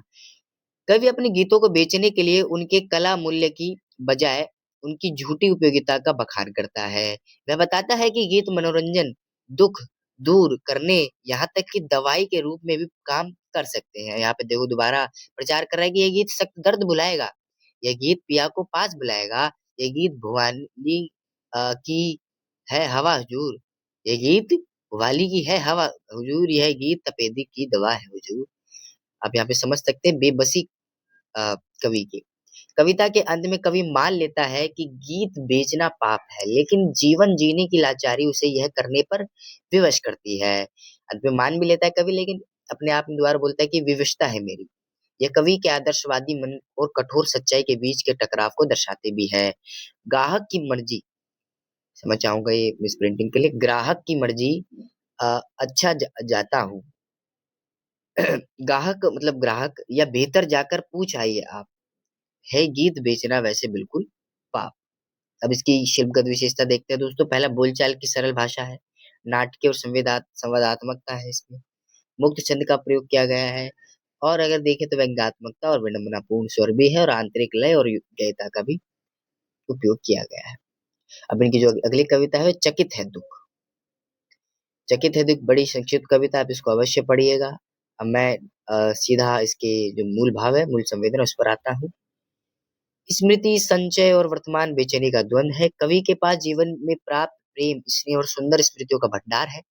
इन स्मृतियों को ही वह अपनी कविता का आधार मानता है, परंतु विडंबना यह है कि वह यही संचय उसे शांत करने के बजाय हमेशा व्याकुल रखता है। मूल भाव कवि का जीवन प्रेम और स्नेह की पूंजी से भरा है, फिर भी वह असंतुष्ट है। अगर हम देखें तो गीत गान गान में संचित मेरे पास तुम्हारा हास, तुम्हारे वचन, तुम्हारी दृष्टि, तुम्हारा स्नेह, तुम्हारी सृष्टि, और मैं इस संचय के बल हमेशा विकल। कितनी अनोखी बात की गई है दोस्तों। आगे देखते हैं कि कला की व्यर्थता का बोध रचना का अधूरापन है। कवि को इस बात का गहरा दुख है कि इतना साहित्य और इतने गीत गान रचने के बावजूद उसकी रचनात्मक किसी महान उद्देश्य को साध नहीं पाई। जो छलमय परम उपाय जीवन का मार्गदर्शक होना चाहिए था, वह केवल एक निरर्थक कर्म बनकर रह गया है। मूल भाव कवि अपनी रचना के महान उद्देश्य की पूर्ति न होने से दुखी है। अगर उदाहरण देखें तो शब्द की ध्वनि, स्वर का उल्लास, अर्थ का गौरव, पदलालित्य, अमर साहित्य किसी के लिए हाय रे हाय छद्मय परम उपाय। आगे देखते हैं दुख की व्यापकता और हर्ष का तिरस्कार। कविता में दुख की भावना इतनी तीव्र है कि कवि स्वयं आश्चर्यचकित है कि इतने वर्षों तक गीत रचने के बाद भी उसे आनंद की बजाय केवल दुख मिलता है। इस दुख ने कवि के जीवन के आलोक को और भी अधिक विस्तृत और गहरा कर दिया है। मूल भाव कवि का दुख इतना अप्रत्याशित और गहरा है कि स्वयं दुख भी चकित है। आगे उदाहरण देखते हैं हमारे किए हुए पर शोक और आलोक और विस्तृत, चकित है दुख थकित है, हर्ष गीत के इतने हर्ष हाय कुछ दे ना सके। आगे देखते हैं अगले बिंदु को दोस्तों, जीवन के प्रति निराशा और थकावट है। अंतिम पंक्तियों में कवि अपनी थकावट और निराशा को व्यक्त करता है। गीत रचना का कार्य अब उसे जीवन देने वाला नहीं, बल्कि थकान और क्षण भंगुरता अर्थात क्षण भर के लिए केवल देता है। जीवन एक विवश चक्र बन गया है, जहां सुबह उम्मीद टूटती है और रात को किसी किसी तरह जीवन बसर होता है। मूल भाव देखते हैं रचनात्मक ऊर्जा का क्षय और जीवन में व्यवस्था का है। उदाहरण देखते हैं और अब थके थके चांदनी पीते हैं और थके थके चांदनी पीते हैं, सवेरे मरते हैं रात को जीते हैं। इसकी शिल्पगत विशेषता को देखते हैं दोस्तों। मुक्त छंद का प्रयोग किया गया है, प्रतीकात्मक बिंबों का उपयोग किया गया है, संवादात्मक उपमान है, गहन आत्मीयता का स्वर भी है। अब अगली जो कविता आती है बुनी हुई रस्सी आती है दोस्तों। अब यहाँ पर अगर हम देखें तो हमें देखने को मिलता है इस कविता में जो कविता है उसकी तुलना करते हैं एक रस्सी के माध्यम से। वह कहते हैं कि बुनी हुई रस्सी को घुमाए उल्टा तो वह खुल जाती है और अलग अलग देखे जा सकते हैं उसके सारे रेशे। मगर कविता को कोई खोले ऐसा उल्टा तो साफ नहीं होंगे हमारे अनुभव इस तरह, क्योंकि अनुभव तो हमें जितने इसके माध्यम से हुए हैं उससे ज्यादा हुए हैं दूसरे माध्यमों से। व्यक्त वे जरूर हुए हैं, यहाँ कविता को बिखरा कर देखने से सिवा रेशों के क्या दिखता है। लिखने वाला तो अब बिखरे अनुभव के रेशे को समेट कर लिखता है। अब इसकी मूल संवेदना को देखते हैं दोस्तों। कि कविता और रस्सी की उपमा है द्वारा स्वरूप को अच्छे से व्याख्यान्वित किया गया है। कवि भौतिक वस्तु रस्सी और अमूर्त कला कविता के बीच तुलना करता है। रस्सी को खोलने पर उसके अलग अलग धागे देखे जा सकते हैं, लेकिन कविता को इसी तरह उल्टा घुमाकर खोलना संभव नहीं है। यह कविता के अखंड और जटिल जटिल स्वरूप को दर्शाती भी है। मूल भाव को देखते हैं। कविता भौतिक वस्तु की तरह विभाज्य नहीं है। बुनी हुई रस्सी को घुमाए उल्टा तो वह खुल जाती है और अलग अलग देखे जा सकते हैं उसके रेशे, अनुभवों की जटिलता और व्यापकता। कविता की मूल संवेदना यह है कि कविता में जो अनुभव व्यक्त होते हैं वे केवल प्रत्यक्ष साहित्यिक अनुभव नहीं होते। कवि के जीवन के अधिकांश अनुभव दूसरे माध्यमों से आते हैं, जिन्हें केवल कविता में व्यक्त किया। मूल भाव कविता में व्यक्त अनुभव जीवन के व्यापक फलक से आते हैं, तो कविता से बड़े हैं। अब इसका एक उदाहरण ले लेते हैं दोस्तों। क्योंकि अनुभव तो हमें जितने इसके माध्यम से हुए इससे ज्यादा हुए हैं दूसरे माध्यमों से। ये भी कुछ प्रमुख उदाहरण है। अब देखिए मैंने यहाँ पर मैंने आपको ऊपर जैसे स्पष्ट करा, मैंने हर जगह उदाहरण लिया है, तो आवश्यक नहीं कि आप भी अपने उत्तर में हर जगह हर बिंदु के बाद उदाहरण लिखें, लेकिन कुछ प्रमुख प्रमुख उदाहरण है उसे आप अवश्य याद करें। आगे देखते हैं। कवि का संयोजन कौशल समेटने की प्रक्रिया। कवि अंत में अपनी भूमिका स्पष्ट करता है। कवि आलोचक की तरह कविता को बिखेरने का काम नहीं करता, बल्कि वह जीवन के बिखरे हुए असंबद्ध अनुभवों के रेशों को समेटकर एक सुसंगत और एकीकृत रूप में देता है। यदि हम देखें इसके मूल भाव को, तो कवि का कार्य अनुभवों को बिखेरना नहीं, बल्कि उन्हें कलात्मक रूप से संयोजित करना है। इसको उदाहरण को देखिए। कविता को बिखरा कर देखने से सिवा रेशों के क्या दिखता है, लिखने वाला तो हर बिखरे अनुभव के रेशे को समेट कर लिखता है। अब इसकी प्रमुख शिल्पगत विशेषता को देखते हैं। रस्सी की उपमा द्वारा अमूर्त को मूर्त रूप देना। वक्र और तार्किक अभिव्यक्ति शैली दिखाई गई है। विचारों के प्रभाव के अनुरूप मुक्त छंद है। सरल और सहज भूलचाल भाषा का प्रयोग भी किया गया है। तो दोस्तों, यहाँ पर समाप्त होती यूनिट 3। अब हम यूनिट 4 की तरफ बढ़ते हैं, जिनमें हम करने वाले हैं कुंवर नारायण को। तो दोस्तों, हमें कुंवर नारायण की जो कविता पढ़नी है वह है एक वृक्ष की हत्या। बड़ी गजब कविता है। एक अजीब सी मुश्किल कविता की जरूरत। आप इनके संग्रह को भी अवश्य पढ़ें। एक वृक्ष की हत्या और एक अजीब की मुश्किल, जो इन दिनों के संग्रह से लिया गया है, और एक कविता की जरूरत, जो कोई दूसरा नहीं संग्रह से है। अब इनके संदर्भ में जो कोटेशन दिलबर वर्मा कहते हैं कि अगर हम कहें, अगर आप अपने उत्तर में कवि कि कोई इन कवि से संबंधित कोई प्रश्न भी आता, मान लीजिए कविता आती है या कवि है। तो दोस्तों, निर्मल वर्मा कुंवर नारायण के संदर्भ में लिखते हैं कि कुंवर नारायण एक ऐसे क्लासिक कवि हैं जिनकी कविता काल और समय की सीमाओं से परे मनुष्य के मूल प्रश्नों पर केंद्रित रहती है, अर्थात ये प्रमुखतः यथार्थ को दिखाने में ज्यादा सहज रहते हैं। अब इनकी प्रमुख यदि परिचय को समझे, तो इनका जन्म 1927 ईस्वी में फैजाबाद उत्तर प्रदेश में हुआ। यदि बात करें तो मुख्य पहचान में जो आगे के तार सप्तक का है, उनमें से जो तीसरा तार सप्तक था उसके ये प्रमुख कवि भी थे, और इसके आप इनकी प्रमुख परिचय का आप देख सकते हैं अतिरिक्त। अब हम आते प्रमुख चीज पर, जो है काव्यगत विशेषता पर। यदि बात करें तो इनसे संबंधित प्रश्न भी था कि कुंवर नारायण की कविता गहरे सामाजिक संबंधों से आबद्ध है। अब देखिए, यहाँ पर एक कथन दे दी है, स्टेटमेंट दे दिया है। अब कोई सा भी कवि के संदर्भ में स्टेटमेंट आया, तो आप इन जो सब हेडिंग मैंने लिख रखे हैं इनका प्रयोग कर सकते हैं अपने उत्तर में, और आप अपनी शब्दावली में, आप अपनी भाषा शैली में इसको व्यक्त कर सकते हैं। बाकी आपको जो अनिवार्य तत्व है कोटेशन, जो आपको अवश्य याद तो करनी ही पड़ेगी। आते हैं पहले बिंदु पर, बौद्धिक चिंतन और वैचारिकता। उनकी कविताएं भावनाओं के प्रवाह से अधिक विचारों की गंभीरता और पर आधारित होती है। वे जीवन, मृत्यु, समय और मनुष्य की नियति जैसे मूलभूत दार्शनिक प्रश्नों पर शांत और गंभीर चिंतन करते हैं। उदाहरण लेते हैं। जब तक न बंधा था ज्ञान था एक गतिमान धारा, जब बंधा बन गया केवल एक पुल। कितनी बड़ी विस्तृत दार्शनिकता आप देख सकते हैं कि मिथक और इतिहास को उपयोग। कुंवर नारायण ने प्राचीन प्राचीन मिथकों और इतिहास के पात्रों का प्रयोग आधुनिक संदर्भों और नैतिक प्रश्नों को समझने के लिए किया है। उनके प्रबंध काव्य इसका उत्कृष्ट उदाहरण है। हम एक साथ जीते हैं और मरते हैं, प्रश्न यह है कि हम जी किस लिए रहे हैं और मर किस लिए रहे हैं। नचिकेता के माध्यम से शाश्वत प्रश्न किया गया है। आगे देखते हैं कि संयम और परिष्कृत भाषा शैली है। उनकी भाषा में कहीं भी अनावश्यक शोर या उग्रता नहीं है। यदि बात करें तो उनकी शैली संयत, परिष्कृत और गंभीर है। वे अत्यधिक अलंकरण से बचते हैं और अपनी बातों को स्पष्ट करते हैं, जिससे गहराई भी उनकी भाषा शैली में दिखाई देती भी है। मैं हूँ यहाँ नहीं, यह जानने के लिए हर घड़ी संघर्ष करना पड़ता है। आगे देखते हैं दोस्तों। मानवीय मूल्यों और नैतिक प्रश्नों पर बल भी दिया गया है। कुंवर नारायण ने अपनी कविताओं में मनुष्य के आंतरिक द्वंद्व, सत्य की खोज, और यदि बात करें तो आधुनिक जीवन में क्षरित होते नैतिक मूल्यों पर गहरा ध्यान भी केंद्रित किया है। उनकी दृष्टि व्यापक मानवतावादी होती है।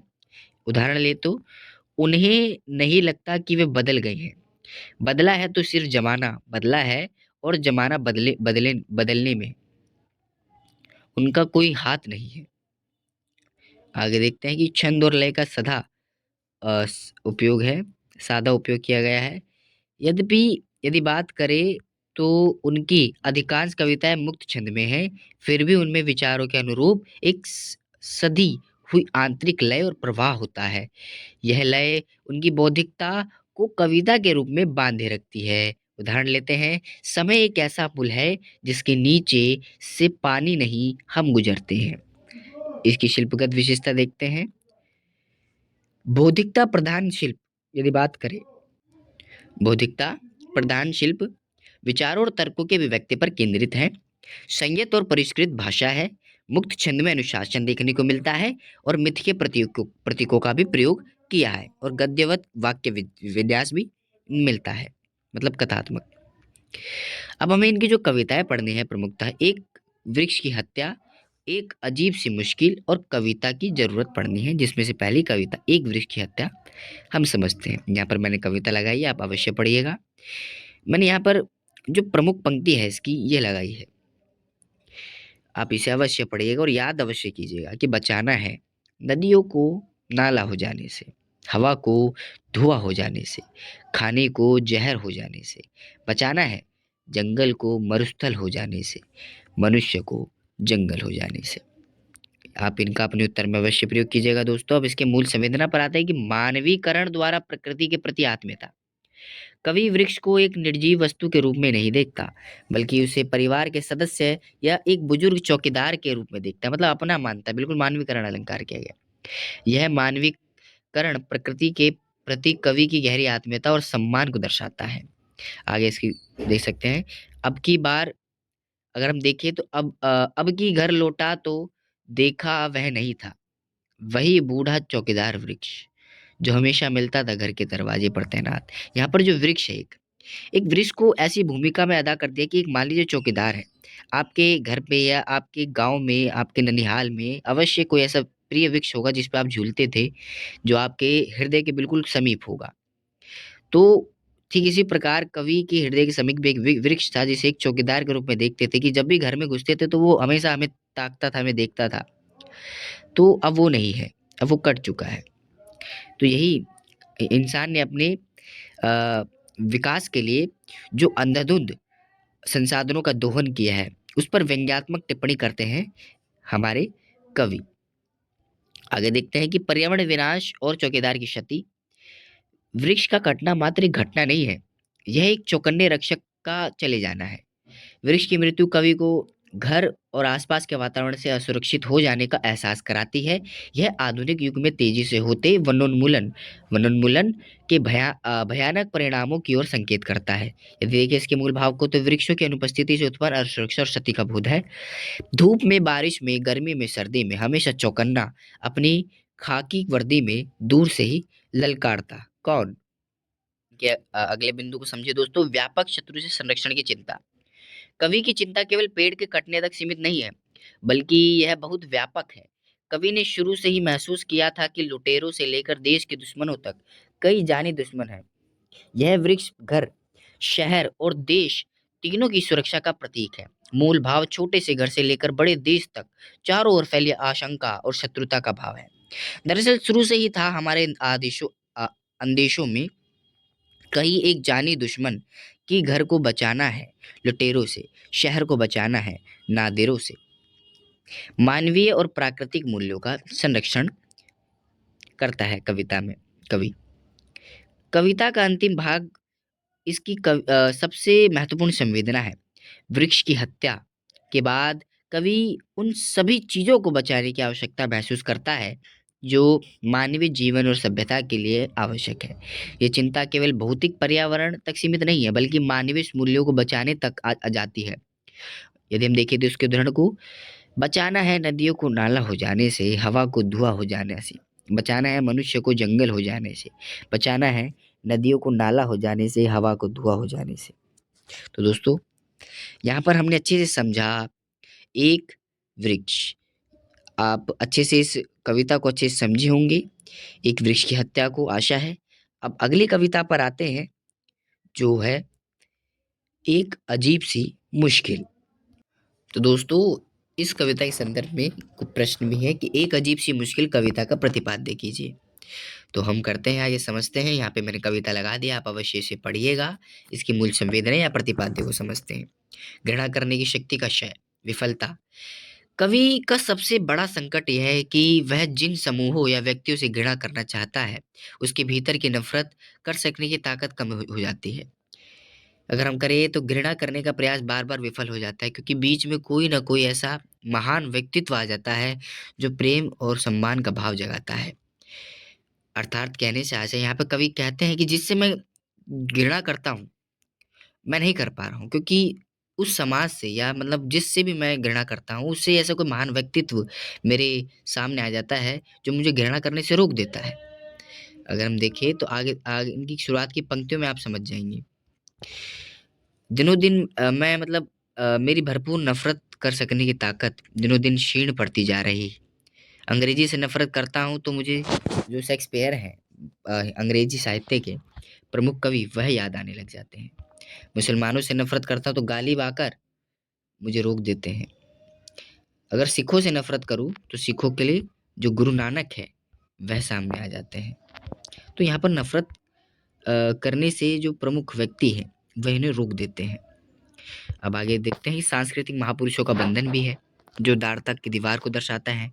कवि जब भी किसी समुदाय विशेष से घृणा करने चलता है, तो उस समुदाय के महान सांस्कृतिक व्यक्तित्व जैसे शेक्सपियर अंग्रेजी के विरुद्ध, गालिब मुसलमानों के विरुद्ध, गुरु नानक सिखों के विरुद्ध और दक्षिण भारत के महान संत कवि कंबल हो गया, त्यागराज हो गए, आड़े आ जाते हैं।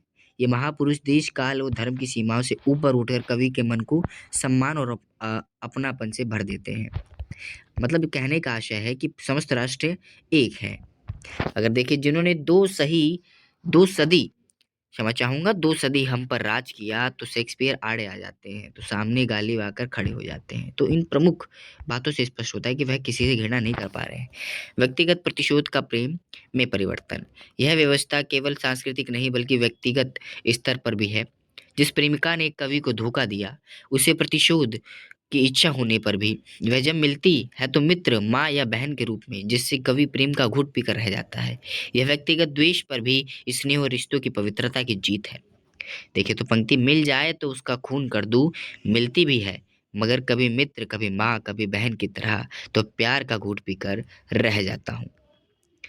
आगे देखते हैं दोस्तों प्रेम की अनिवार्यता और आस्था। कविता का निष्कर्ष यह है कि लाख कोशिश के बावजूद कवि को अंततः कोई न कोई, कहीं न कहीं ऐसा व्यक्ति मिल ही जाता है जिसे वह प्रेम किए बिना रह नहीं पाता। यह प्रेम रोग अंततः कवि के मन में यह विश्वास जमा देता है कि यह प्रेम ही उसे स्वर्ग दिखाकर रहेगा दोस्तों। पंक्ति देख लेते हैं। दिनों दिन मेरा यह प्रेम रोग बढ़ता ही जा रहा है और इस वहम ने पक्की जड़ पकड़ ली है कि वह किसी दिन मुझे स्वर्ग दिखाकर ही रहेगा। अब इनकी शिल्पगत विशेषता देख लेते हैं। संवादात्मकता एवं स्वीकारोक्ति शैली है। मुक्त छंद का प्रयोग है। तर्क और वैचारिकता पर आधारित शब्दावली, सांस्कृतिक प्रतीकों का व्यापक प्रयोग है और गद्यवत वाक्य विन्यास की सहजता है। आगे देखते हैं कविता की जरूरत। अगली कविता है जिसमें मैंने कविता लगाई, यह विषय पढ़िएगा। आखिरकार कविता की जरूरत क्या है? बहुत कुछ दे सकती है कविता, क्योंकि बहुत कुछ हो भी सकती है कविता जिंदगी में। आप अभी से पढ़िएगा कविता को। अब इसके मूल भाव पर आते हैं। समझते हैं दोस्तों इसके मूल भाव। यदि बात करें दोस्तों तो कविता की संभावनाएं और क्षमताएं। कवि मानता है कि कविता में जीवन को समृद्ध करने की अपार क्षमताएं हैं। वह बहुत कुछ हो सकती है और दे भी सकती है, क्योंकि उसका क्षेत्र सीमित नहीं है। बेशर्त हम उसे अपनी जीवन में स्वीकार करें। मूल भाव अगर देखें तो कविता जीवन को अर्थ और महत्व देने की व्यापक शक्ति रखती है। उदाहरण देख लेते हैं दोस्तों। बहुत कुछ दे सकती है कविता, क्योंकि बहुत कुछ हो सकती है कविता। आगे देखते हैं कविता के लिए आंतरिक स्थान की अनिवार्यता। कविता अपना महत्व तभी सिद्ध कर सकती है जब मनुष्य उसे अपने आंतरिक संसार में जगा दे। कवि इसके लिए साहचर्य का उदाहरण देता है, जैसे फल वृक्षों में और तारे रात में स्वाभाविक रूप से जगह पाते हैं। यह स्वीकृति स्वेच्छा से होनी चाहिए। यदि देखिए इसको उदाहरण के तो अगर हम जगह दे उसे, जैसे फलों को जगह देते हैं पेड़, जैसे तारों को जगह देती है रात। आगे देखते हैं अद्वैत का अनुभव होता है। आपने फर्स्ट सेमेस्टर में अवश्य ही द्वैतावाद और अद्वैतवाद तो पढ़ा होगा। द्वैतवाद आदि शंकराचार्य के सिद्धांत, मतलब जो ईश्वर है वह अद्वैत नहीं है, मतलब उसके दो नहीं है, ब्रह्म और जीव नहीं है, वह एक ही है। अगर हम देखें तो अब यहाँ पर इस बात का क्या अनुभव हो रहा है कि कविता का सर्वोच्च कार्य उस कोने में निहित है जहाँ वह जमीन और आसमान तथा आदमी और भगवान के बीच की दूरी को न्यूनतम कर देती है। ये कविता के आध्यात्मिक, दार्शनिक और एकीकृत महत्व को दर्शाता है, जहाँ द्वैत समाप्त हो जाता है। यदि देखें तो उदाहरण, जहाँ जमीन और आसमान, जहाँ आदमी और भगवान के बीच दूरी कम हो। देखते हैं, कविता रहित जीवन का चुनाव। कवि अंत में स्वीकार करता है कि मनुष्य चाहे तो कविता की जरूरत को नकार सकता है। एक व्यक्ति नितांत कविता रहित जिंदगी जी भी सकता है, यहाँ तक कि कविता रहित प्रेम भी कर सकता है। यदि बात करें तो यह दर्शाता है कि कविता अनिवार्य नहीं थोपी गई चीज है, बल्कि चेतना का एक ऐच्छिक चुनाव है। मूल भाव, कविता के बिना जीवन संभव है, लेकिन वह जीवन शायद नीरस और अपूर्ण रह जाता है। कोटेशन देखते हैं, वैसे कोई चाहे तो जी सकता है एक नितांत कविता रहित जिंदगी, कर कर सकता है कविता रहित प्रेम। तो दोस्तों, यहाँ पर हमने अच्छे से समझा हिंदी आधुनिक कविता छायावादोत्तर के प्रमुख पाठ्यक्रम को। संपूर्ण यदि समझना है तो आप कमेंट अवश्य कीजिएगा, और इसकी पीडीएफ हमारे टेलीग्राम लिंक पर अवश्य मिल जाएगी। तो आप डिस्क्रिप्शन पर जाकर अवश्य हमारे टेलीग्राम ग्रुप को ज्वाइन करें, और आप वीडियो का भी यदि अंत तक बने रहें तो आपका बहुत बहुत धन्यवाद। और हमारे यदि चैनल पर आप नए हैं तो सब्सक्राइब जरूर कीजिएगा, और वीडियो को लाइक जरूर कीजिएगा, और आप अपने दोस्तों को वीडियो अवश्य शेयर कीजिएगा।